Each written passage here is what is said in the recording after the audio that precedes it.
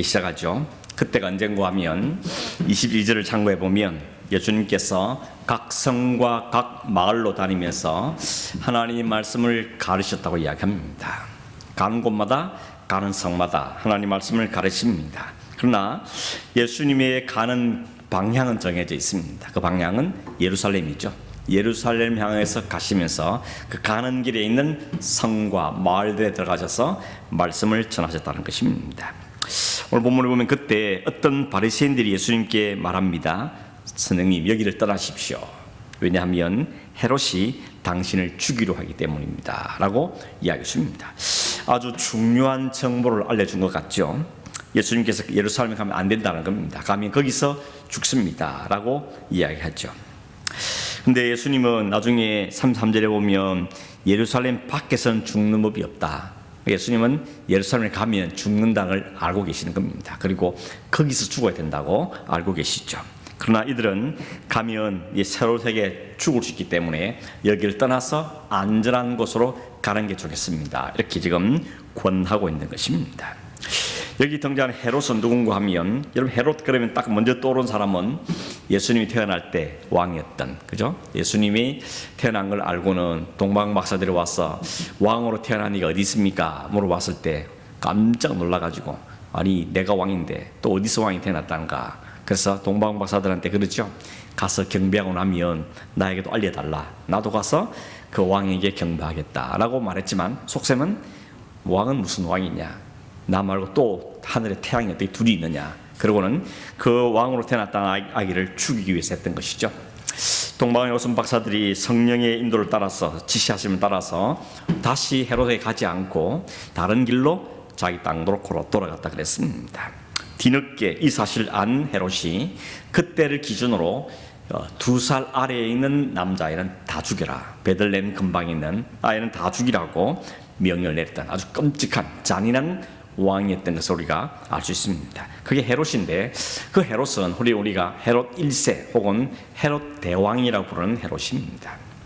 여기 오늘 등장하는 이 헤롯은 그 아들, 정확하게 말하면 헤롯 안티파스라는 아들인데, 이 헤롯 안티파스도 아버지 못지않게 아주 잔인한 왕이었습니다. 아주 술수가 수완이 뛰어나고, 그렇게 자기 그 권세를 차지하기 위해서는 무슨 짓도 스스럼지 않는 그 아주 잔인한 사람이었습니다. 대표적인 게 뭔가 하면 세례요한을 죽인 왕이 이 사람입니다. 세례요한이 왜 죽음을 당했습니까?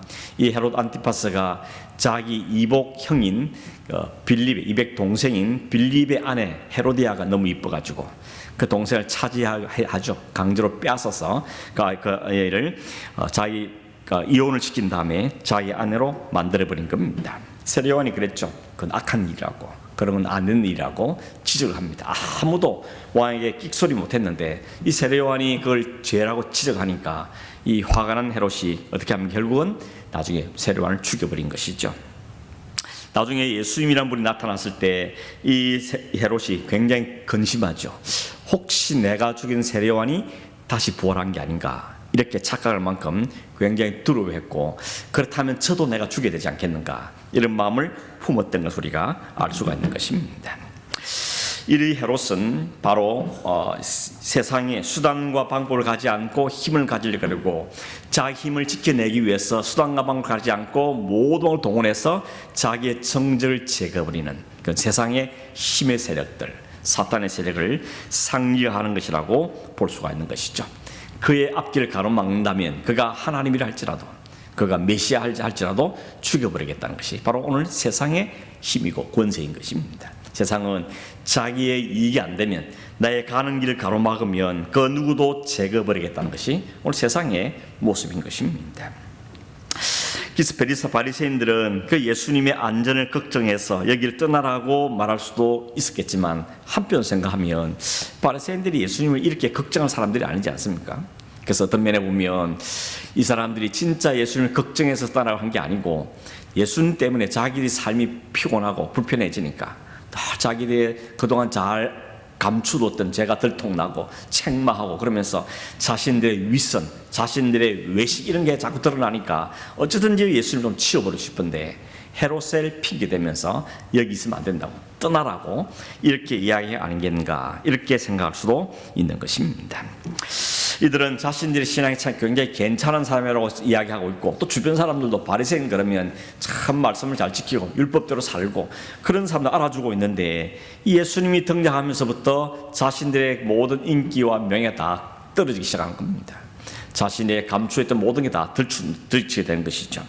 나름 정결교를 잘 지키고 있고, 안식일도 잘 지키고, 율법도 철저히 지키고, 그렇게 자기 사람들은 자부심이 아주 강했던 사람들인데, 예수님이 오시면서부터 그 모든 게 다 무너지고, 그 자기들은 위선자로, 외식주의자로 책망받게 되는 걸 보면서, 저 예수를 어떻게든지 저렇게 좀 밀어내야 되겠는데, 그러면서 이 헤롯에 대한 이야기를 이용한 게 아니겠는가, 이런 점도 볼 수가 있는 것입니다. 그렇게 본다면 여기를 떠나십시오 하는 이야기는 결국 뭔 이야기입니까? 제발 우리가 얻는 인기, 만족, 자기 자신, 이런 것을 좀 방해하지 말라고, 좀 내 나름대로 살고 싶은데 왜 예수님이 와서 자꾸 그게 아니라 그러고, 그걸 외식이라 그러고, 그걸 잘못이라 지적하냐고, 나대로 좀 내버려 두라고, 이런 자기 만족, 자기 중심적인 이 바리새인들의 모습을 우리가 보게 되는 것입니다. 오늘 우리는 어떤가 하는 질문해 볼 필요가 있는 것입니다. 오늘 우리가 예수님과 함께 하기를 원합니까? 아니면 예수님 좀 떠나가기를 원하십니까?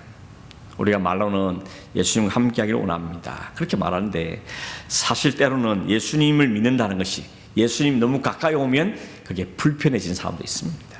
하고 싶은 거 못하게 되고, 안 하고 싶은데 해야 되고, 그러면서 뭔가를 좀 자신이 좀 편안하게 살고 싶은데, 인생을 좀 행복하게 살고 싶은데, 오히려 신앙생활을 하면서부터 삶이 불편해지는 사람도 있는 것이죠. 그래서 어떤 사람들은 너무 깊이 발 담그면 안 된다, 좀 살짝 담가야 된다, 한 발만 담가야 된다, 교회도 한 발만 담가놔야지 두 발 다 넣었다가는 못 빠져나간다, 이렇게 말하는 사람도 있는 것을 가끔 보게 되는 것입니다. 좀 우리가 인생을 행복하게 살고 좀 성취감을 가지고 행복하게 살고 즐겁게 살고 싶어서 그러려고 종교도 가지고 교회도 가는데, 교회 가면 갈수록, 깊이 들어가면 들어갈수록 자꾸 뭔가 죄는 같고, 뭐 하지 말라는 게 많은 것 같고, 제약이 많고, 이런 일 보니까 오히려 주님과 가까이 하는 게 오히려 불편해지는, 불편을 느끼는 사람도 있는 것을 우리가 보게 되는 것입니다. 그 이유는 뭔가 같습니까? 결국 우리의 신앙이라는 게, 신앙계 믿을 신자고 바라볼 앙자인데, 결국 뭘 믿고 뭘 바라본다는 겁니까? 자기를 믿고 자기를 바라보는 것이죠. 내 만족을 위해서 결국 신앙도 하고 교회도 다니고 혹은 하나님도 있어야 되고 기도도 하고, 그러니까 내 중심으로 하다 보니까 자꾸만 충돌이 나는 것입니다.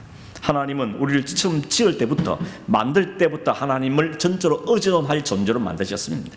주님의 의존하면 우리가 행복하고 그 안에서 모든 풍족함을 누리고 하나님의 재원을 다 누릴 수 있는 것인데, 주님께 맡기지 않고 나를 위해 주님도 존재하라고, 하나님을 존재하러 하니까 그렇게 충돌이 나고 삶이 불편해지게 되어지는 것입니다. 우리는 우리의 신앙생활의 방향과 목적과 우리가 살아가는 삶의 길들을 정확하게 알고 가는 게 너무 중요한 것입니다. 길을 가긴 가는데 어디로 가는지, 가긴 간 그 목적지가 무엇인지, 가긴 가는데 그 일들에 어떤 일들이 기다리고 있는지를 아무것도 모른 채 그냥 가는 것은 막막하고 답답한 것입니다. 예수님께서는 오늘 우리에게 어떤 길을 걸어야 될 것인가, 어떻게 살아야 될 것인지 오늘도 주님이 부지런히 우리에게 친히 보여주시면서 우리에게 말씀하고 계시는 겁니다. 아무튼 여러분, 예수님을 생각해서 말했든지 아니면 예수님 좀 떨어지길 바래서 말했든지 간에, 이 바리새인들이 예수님께 예루살렘에 가면 위험합니다, 죽을 수 있습니다, 헤롯이 당신을 노리고 있습니다 라고 이야기했을 때, 예수님은 뭐라고 이야기했습니까? 헤롯에게 가서 이렇게 말합니다. 32절 보면 재밌게 말하기를, 헤롯을 가리켜서 저 여우한테 이렇게 말하죠. 이 헤롯을 여우라고 표현합니다. 여러분, 여우 그러면 무슨 이미지가 떠오르죠? 아주 간교하고 잔꾀가 많고 술수를 부리는 뭐 이런 이미지가 있죠. 그 동시에 이 당시에는 사람들 사이에 사람이 여우 같단 말은 그렇게 약삭바라는 의미도 있지만, 저건 진짜 쓸모없는 놈이다, 저건 좀 없어질 놈이다, 이런 의미로 사용된 게 여우라는 표현이 있다 그럽니다. 그러니까 예수님은 그 헤롯 안티파스, 헤롯을 가리켜서 여우라고 말하므로, 저는 간교함을 가진 자고, 그리고 거침없이 그의 술수를 쓰고 죽이려 하는 모든 것들을 비판하신 것으로 볼 수가 있는 것입니다. 동시에 제가 아무리 여우 같은 짓을 해도, 여우같이 간교하고 여우같이 술수를 쓰고 여우같이 나를 죽이려 해도 나는 내 길을 간다, 이 말씀을 하는 것입니다. 예루살렘 가면 서가 나를 죽이려 한다 할지라도 그를 보고 나는 내가 가는 길을 멈출 수가 없다는 말씀을 하고 계시는 겁니다. 그래서 32절 후반부에 보면 오늘과 내일은 내가 귀신을 쫓아내며 병을 고치다가, 이건 주님이 하시는 일이죠. 주님이 늘 하시는 길입니다. 지금도 말씀을 가르치고 귀신을 쫓아내고 병도 고치진을 하고 계십니다. 그런데 그 다음에 보면 제3일에는 완전하여 지리라 라고 말씀하고 있습니다. 여기 설명해 보면 완전하여 지리라 말은 다른 말로는 완전히 이룰 거다, 이렇게 각줄 달고 있죠. 그러니까 여러분, 주님께서 오셔서 이 땅의 모든 귀신을 쫓아내고 병자를 고치면서 주님이 오신 것이 바로 이 세상에 있는 모든 사탄의 지배된 자들과 질병의 죽음의 상태에 놓인 자들을 구원하고 그들에게 참된 자유를 주시는 분이라는 것을 이야기하시는 그 일을 하고 계시는데, 그러나 제3일에는 완전히 이룰 거라고 이야기하고 있는 것입니다. 여러분, 제3일이라는 말이 무슨 뜻입니까? 멀지 않았다는 이야기인 것이죠. 그리고 이 세상에 통치한 헤롯이 예수님의 가는 길을 막거나 방해할 수 없다는 것을 말씀하고 있는 것입니다. 아무리 그가 막는다 할지라도 반드시 그는 이루어질 것이다 라고 말씀하고 있는 것이죠. 오늘 할 일, 내일 할 일도 있지만 3일에는 그걸 완전하게 이룰 거다 라고 이야기합니다. 이 말의 뜻은 주님께서 반드시 하나님이 보내신, 자기를 보내신 그 뜻과 그 사명을 반드시 이룰 거다, 완성할 거다, 헤롯이라 할지라도 막을 수 없다는 말씀을 하고 계시는 것입니다. 그 길이 바로 예루살렘으로 가는 길이죠. 그 길 끝에는 십자가가 기다리고 있고 그 십자가는 우리의 구원을 완전히 이루시는, 또 하나님이 땅에 구원자를 보내신 메시아로의 사명을 완성하는 길이라는 것입니다. 하나님의 공의와 사랑을 다 충족시키는 십자가를 향하여서 주님은 그 길을 지금 가고 계시라는 것이죠. 그래서 주님께서는 십자가에서 이 일을 완성하시면서 말씀하시기를 다 이루었다라고 말씀하시죠. 다 이루었다. 주님이 오신 것은 귀신 좀 쫓아내주고 병 좀 고쳐주고 그게 궁극적인 목적이 아니고 그 일을 통해서 사탄에서 지배받은 사람을 놓아줄 것이고 질병, 죽음의 정상대에 놓인 자들을 해방할 것을 말씀해 주셨고, 그 일을 어디서 있는가 하면 십자가에서 자신이 그 모든 죄값과 모든 질병 다 긁어주고 그 대가를 다 치러내심으로 하나님 목자하신 그 구원을 이루어낼 것을 주님 지금 말씀하고 있는 것입니다. 그러니 여러분, 주님은 자신이 가야 할 길, 해야 될 사명, 어떻게 이룰지를 분명히 아시고 길을 걸어가고 있다는 걸 우리에게 분명하게 보여주는 것입니다. 여러분, 사명을 다 이루어가는 인생이 진짜 복인 인생 아니겠습니까? 내가 이 땅에 왜 왔는지, 무엇을 왜 샀는지 그걸 정확하게 알고 그 분명한 목적을 이루고 가며 사는 사람이 있다면 그 인생이 진짜 복된 것이죠. 남보다 어떻게 얼마나 잘 사느냐, 얼마나 좋은지, 그것보다는 내게 주신 사명을 다 이루었다는 것, 그게 얼마나 복된 일인지 모르는 것입니다. 사도 바울이 그랬죠. 영적인 아들 디모데에게, 디모데후서에 보면 이렇게 말하죠. 나는 선한 싸움을 다 싸우고 나의 달려갈 길을 마치고 믿음을 지켰다. 이제부로는 나를 위해서 의의 면류관이 예배되어 있다라고 이야기합니다. 여러분, 이 고백이 오늘 우리가 해야 될 고백이고, 이 고백을 하고 갈 수 있다면 이게 정말 감사한 일이겠죠. 부끄럽습니다, 못다 했습니다, 이 말고 그렇 부족하지만 하나님께 내주신 사명은 내가 했습니다. 내가 믿음을 지켜냈습니다. 선한 싸움을 싸워왔습니다. 하나님이 감사합니다. 그러면서 하나님께 이 영광을 돌려드릴 수 있다면 그게 얼마나 복된 일이고 복된 인생인지 모르는 것입니다. 이어지는 본문 33절에 보면 이렇게 말하죠. 그러나 오늘과 내일과 모레는 내가 갈 길을 가야 하리리, 이렇게 말씀하시죠. 아직 3일이 되기 전까지, 그 완전히 이루어질 때까지는 내가 가야 할 길이 있고 해야 할 일이 있다는 것을 이야기하고 있는 것입니다. 그 길을 반드시 걸어가야 될 것이라고 말씀하시면서 선지자가 예루살렘 밖에서는 죽는 일이 없다고 이야기하시죠. 거기가 가야 되는 것이라는 겁니다. 거기가 내가 가야 할 곳이라는 겁니다. 거기서 내 사명을 완수하겠다고 말씀하고 있는 것이죠. 그러니 바리새인들은 어쩌면 예수님 좀 걱정이 돼서 염려한다고 이야기인지 모르지만 주님은 그걸 걱정하지 않으려는 겁니다. 그건 내가 가야 길이기 때문에 그 염려, 그 핍박, 그건 내가 당연히 있는 것이라는 걸 주님은 아시고 그 길을 간다고 이야기하고 있는 것입니다. 어떤 어떤 일이 방해해도, 어떤 날 인생을 좌절하게 만들어도 거기에 굴하지 않고 꿋꿋하게 내가 갈 길을 가겠다는 것이 주님께서 하시는 말씀이고, 그 길 앞에서는 제 아무리 헤롯이라 할지라도, 왕이라 할지라도 이 길은 막을 수 없는 것이라고, 세상 권력을 무시하고 하나님의 권세 사명에 충실했던 주님을 우리에게 보고 보여주고 계시는 것입니다.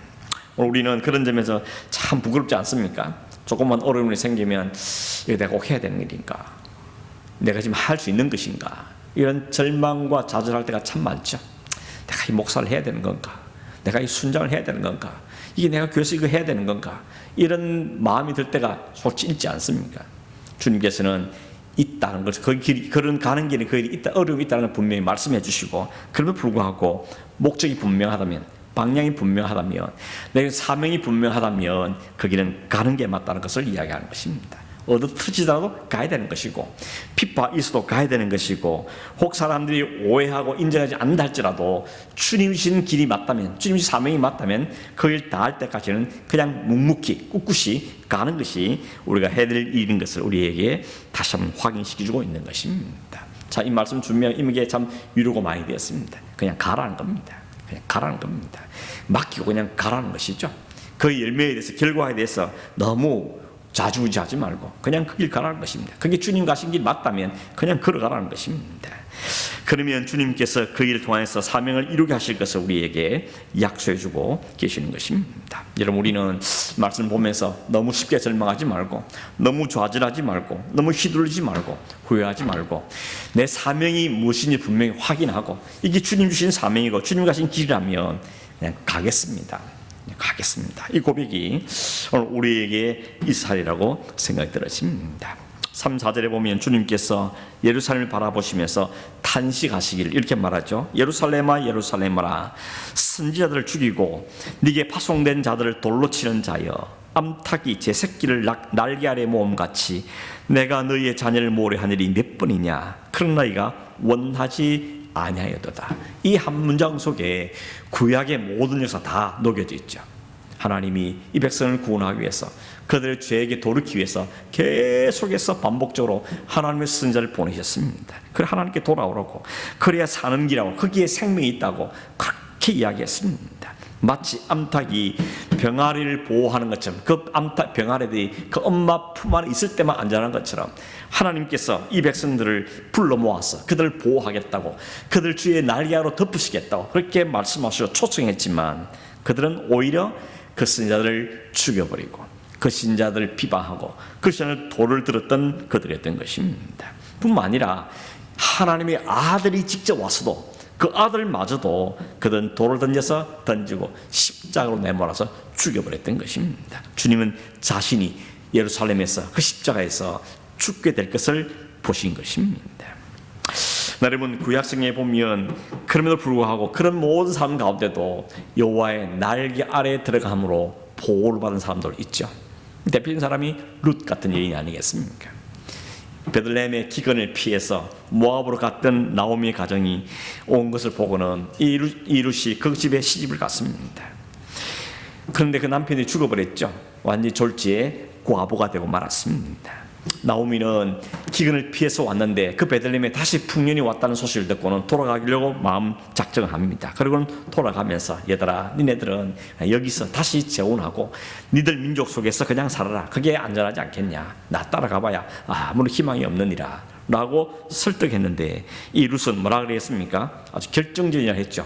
어머니의 백성이 나의 백성이 될 것이고, 더구나 어머니 하나님이 나의 하나님 될 겁니다. 나는 하나님이 나의 하나님이고 나는 이미 결정했습니다. 지금 하나님이 일 것이고 어머니 하나님인데 그 백성과 함께 내가 가고 그 하나님의 날개 아래 보호를 받기를 원합니다. 이렇게 하나님 앞에 믿음으로 고백한 것입니다. 그랬더니 2장 12절에 보면 보아스가 룻에게 이런 놀라운 선언을 해주죠. 여호와께서 네 행한 일을 보응하시기를 원하며 이스라엘 하나님 여호와께서 그 날개 아래 보호를 받으러 온 네게 온전한 상 주시기를 원하노라. 여러분, 보아스는 그 룻이 그냥 불쌍하고 가련하고 그래서 한 말인지 모르지만 사실 이 말 속에는 하나님의 놀라운 선포가 있는 것입니다. 누구든지 여호와의 날개 아래 보호받기 위해서 나오는 자는 하나님이 온전한 상을 주시길 바란다는 이 엄청난 선언을 지금 보아스를 통해서 말씀하고 있는 것입니다. 여러분, 룻이 받은 온전한 상이 뭐였습니까? 첫째는 남편감을 얻은 거죠. 보아스 남편을 얻었습니다. 그리고 그 이름이 예수 그리스도의 족보의 이름이 올라가는 은혜도 누렸습니다. 결국 그가 얻은 것은 그리스도를 얻은 겁니다. 이방인이었고 하나님을 모르는 사람이었지만 그가 여호와의 날개 아래 보호를 받기 위해서 자신의 인생을 던졌고 그 인도하심에 순종했을 때 그에게 온전한 상이신 그리스도가 생명이 영원한 하나님의 나라가 그에게 상급으로 그에게 주었다는 것입니다. 이게 놀라운 하나님 은혜 안에 있는 자들이 누리는 복이라는 것입니다. 그런데 소위 이스라엘 백성에서 하나님의 선민한 그들도 하나님의 선자들을 거부하고 예수 그리스도 오심을 불과 그 그리스도를 거부하고 십자에 내몰아 죽였던 것입니다. 그래서 주님은 그걸 보시고는 예루살렘아 예루살렘아 탄식하고 안타까워 하시고 탄식하시는 부르짖는 음성을 우리가 보게 되는 것입니다. 여러분, 왜 이 사람들이 주님의 날개 아래 보호받기를 거부했습니까? 그들이 내놓은 게 뭔가 하면 우리는 율법이 있다는 겁니다. 우리는 제사도 있다는 것입니다. 우리는 규례도 지키고 있다는 겁니다. 우리는 지금 나름대로 신앙생활을 하고 있다는 것입니다. 성전도 있고 제사장도 있고 대신 죽을 메시아는 우리에게 필요 없다는 것입니다. 이것만 갖고도 충분한, 우리는 의롭다는 것입니다. 바르게 산다는 것입니다. 그러니 그들은 메시아 하나님의 은혜가 필요치 않다는 것을 이야기하고 있는 것입니다. 이들의 관심은 어쩐 이걸 통해서 자기 만족과 자기 배부름과 자기 명예와 이것이 자기 존중받는 것, 여기만 더 관심이 있었지 자신이 죄인이라는 사실을 알지 못했고 우리에게는 그리스도 메시아 필요한 사실을 알지 못하고 그렇게 주님이 지적해 주어도 그들은 율법으로 둘둘 말았어. 자신들에게 규례 법도 안에 자기를 보호받고 우리를 보호막을 치고 하나님의 은혜를 구하지 않고 자신의 죄인됨을 고백하지 못했다는 것입니다. 사실은 알고 보면 그 율법도 그 성전도 그 절기도 그 규례도 다 그리스도를 드러낸 것이었는데 그들은 진짜를 못 본 겁니다. 기가 막혔어. 눈이 멀어버려서 하나님 보여주고 들려주면도 불구하고 그걸 못 깨닫는 것입니다. 그래서 오히려 예수님을 그들은 십자가로 내몰았던 것이죠. 예수님 그런 예루살렘을 향하여서 탄식하고 계시는 것입니다. 예루살렘아 예루살렘아, 참으로 안타깝다는 것입니다. 너희들은 성전이 있다고 말하고 율법도 있다고 말하고 11조도 하고 있다 그러고 금식도 하고 있다 그러고 구제도 하고 있다고 그렇게 막 내세우는데 정작 중요한 그리스도를 찾지 않는 것이 이게 얼마나 안타까운 일인지 주님께서는 말씀하고 계시는 것입니다. 혹 여러분 오늘 주님께서 오늘 우리를 바라보시면서 오늘 우리의 가정을 쳐다보시면서 혹은 우리 교회를 바라보면서 소위 그리스도인 기독교의 말은 우리를 향하여서 혹여나 얘들아 참 안타깝다 하고 말씀하시는 않을까 하는 이런 두렵고 떨리는 마음을 살짝 가지게 되는 것입니다. 정말 주님이 인정할 만한 주님이 필요합니다. 하나님이 필요합니다. 하나님 아래 넓게 아래 보호받기를 원합니다. 주님 우리 생명이십니다. 이런 온전한 고백을 받기를 원하시는데 그런 고백은 없고 하나님 이거 해주시고 저거 해주시고 문제 해결해 주시고 잘되게 해주시고 이렇게 온통 관심을 가져서 그냥 일반 종교 하나 가득 갇히는 종교 생활에 그치고 있다면 오늘 주님은 오늘 우리를 향해서 그렇게 안타깝게 탄식할 수밖에 없다는 생각을 하게 되는 것입니다. 그래서 마지막 시대에 믿음을 보겠냐고 주님 말씀하신 거죠.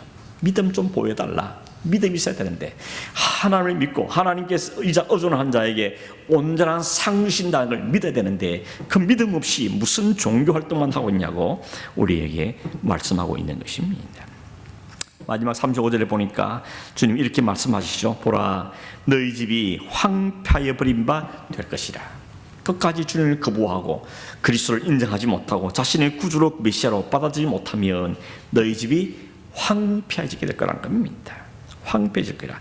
잘 살아보려고 복되려고 행복해 보려고 지금 신앙생활하고 있는데 오히려 그리스도를 알지 못한 자는 황폐함을 당하게 될 것이라고. 그들은 성전을 자랑하고 있는데 성전이 돌 하나의 돌도 쌓지 못할 만큼 다 무너질 것이라고 오늘 주님은 아주 엄청난 말씀을 하고 계시는 것입니다. 그러나 언제까지요?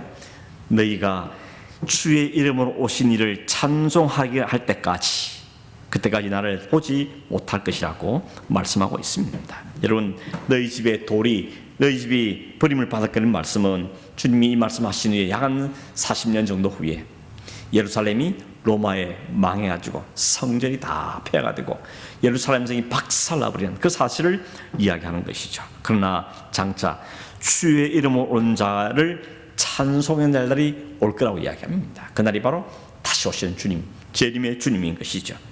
우리는 그 사이에 지금 살고 있는 겁니다. 이미와 아직 그 사이에 살고 있죠. 하나님 나라는 주님이 이 땅에 오심으로 이미 시작되었습니다. 그러나 하나님 우리에게 안기질 온전한 나라, 완성된 나라는 주님이 다시 오실 때 우리에게 허락하실 겁니다. 우리의 구원은 이미 주님 십자가에서 죽으신 순간 우리의 구원은 이미 시작되었지만 우리가 완전한 구원, 완전한 몸을 하나님과 죄 없이 흠 없이 티 없이 주님 함께 살 완전한 구원 우리에게 오늘도 약속으로 주어지고 있는 것입니다. 이 사이를 살건 우리에게 주님이 요청하는 게 뭐겠습니까? 우리가 가는 길이 무엇인지 정확하게 알고 그 길을 다 함되게 걸어갈 것을 말씀하고 있고, 우리 자신이 깨닫고 알 뿐만 아니라 아직도 이 사실을 알지 못하는 사람에게 이 하나님, 이 그리스도, 이 하나님의 은혜를 나누는 삶을 살 것을 우리에게 사명으로 주신 것입니다. 사도 바울이 선교여행 갔다가 돌아가는 길에 밀려들어서 에베소 장로들 다 불러서 모은 다음에 작별하면서 사도행전 20장에 보면 이렇게 이야기했죠. 세번역 성경을 인용해서 읽어드리면 이렇습니다. 보십시오. 이제 나는 성령에 매여서 예루살렘으로 가는 길입니다. 거기서 무슨 일이 내게 닥칠지 나는 모릅니다. 다만 내가 아는 것은 성령이 내게 일러주시는 것뿐인데 어느 도시에서든지 투옥과 환난이 나를 기다리고 있다는 것입니다. 그러나 내가 나의 달려갈 길을 다 달리고 주 예수께 받은 사명, 곧 하나님의 은혜의 복음을 증언하는 일을 다 하기만 하면 나는 내 목숨이 조금도 아깝지 않습니다 라고 말합니다. 여러분, 바울이 자기 목숨을 귀하게 알아서 하는 말이 아닙니다. 그것보다 더 중요한 게 있기 때문인 것입니다. 그게 사명이었던 것이죠. 하나님께 자신에게 맡긴 그 사명, 그 사명을 위해서 내가 예루살렘 뻔히 들어가면 죽음이 나를 기다리고 환난과 투옥이 알지만 그럼 내 사명이 거기이기 때문에 거길 내가 갈 수밖에 없느라고, 가야만 한다고 이야기하고 있는 것입니다. 이 장로들이 가지 말라고, 거기 가면 어려움이 많다고 그렇게 이야기해도 아니라 어려움이 있고 어려움이 없고 그게 문제가 아니고 내가 가야 할 길이 그 길이라면 나는 가는 겁니다. 그게 내가 가야 될 사명이라면 가는 겁니다 라고 바울도 이야기하고 있는 것이죠. 우리가 부르는 찬양 가운데 그런 거 있죠. 예수님처럼 바울처럼 그렇게는 살 수 없을까. 자, 이 찬송을 부를 때마다 참 부끄럽기도 하고 또 소망이 되는 것입니다.